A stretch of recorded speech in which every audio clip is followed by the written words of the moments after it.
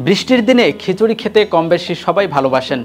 চাল ডালে ফুটিয়ে খিচুড়ি সহজেই রান্না করা যায়, আর তাই বৃষ্টি দেখলেই হাঁড়িতে যে কেউই বসিয়ে দেন খিচুড়ি। এটি একই সঙ্গে যেমন পেট ভরায় তেমনি সুস্বাদুও। কিন্তু কখনো ভেবে দেখেছেন কি, বৃষ্টির দিনেই কেন খিচুড়ি খাওয়া হয়? কোথা থেকে এলেও এই নিয়ম? চলুন জেনে নেওয়া যাক সেই গল্প। জানা যায় 1200 থেকে 1800 সালের মধ্যবর্তী কোনো এক সময়ে বাংলায় খিচুড়ির আবির্ভাব। মনসা মঙ্গল কাব্যে স্বয়ং শিব যে খাবারটির আবদার পার্বতীর কাছে করেছিলেন তা হলো খিচুড়ি। এটিকে গরিবের আমিষ বলা হলেও প্রথম দিকে ডাল ছিল উচ্চ শ্রেণীর খাদ্য। জোড়াসাঁকোর ঠাকুর বাড়িতে নাকি জনপ্রিয় ছিল এই পদ। তবে জনপ্রিয় ধারণা হলো খিচুড়ি খাওয়া শুরু নাকি বাউলদের হাতে। এটি নাকি প্রধানত ছিল তাদের খাবার। এই ছন্ন ছাড়া মানুষ পথে ঘাটে গান করতেন, আর দক্ষিণা হিসেবে পেতেন চাল ডাল।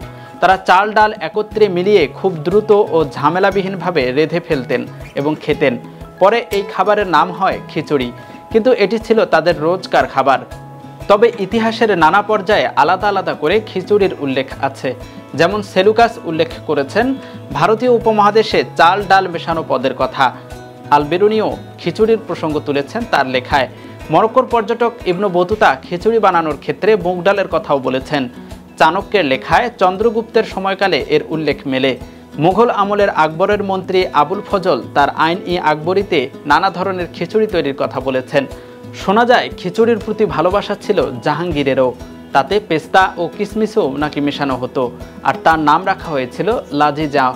শোনা যায় ভিক্টোরিয়ান যুগে খিচুড়ি নাকি ইংল্যান্ডের হেসেলেও ঢুকে পড়েছিল। বর্ষার দিনে খিচুড়ি খাওয়ার সঙ্গে নাকি রয়েছে অন্য কাহিনী।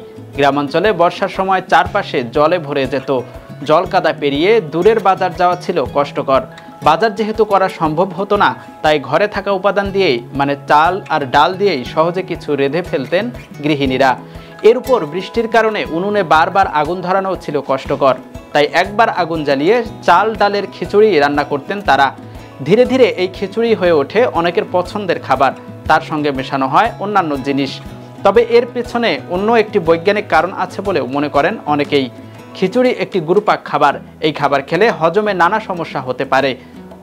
এর সঙ্গে ভাজা পোড়া হলে তো কথাই নেই। তাই এই খাবার গরমে খাওয়ায় সমস্যা হতে পারে। তাই বৃষ্টিতে ঠান্ডা আবহাওয়ায় খিচুড়ি খাবার চল হয়েছে বলে মনে করেন অনেকেই।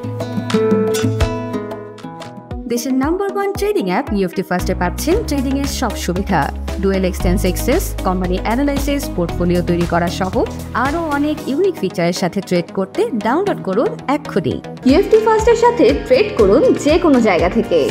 ক্যাম্পাসে ক্লাসের ফাঁকে, ঢাকার জ্যামে বসে কিংবা ঘরে বসে, ট্রেডিং এখন হাতের মুঠোয়। তাই ট্রেড করুন যখন খুশি, যেখানে খুশি।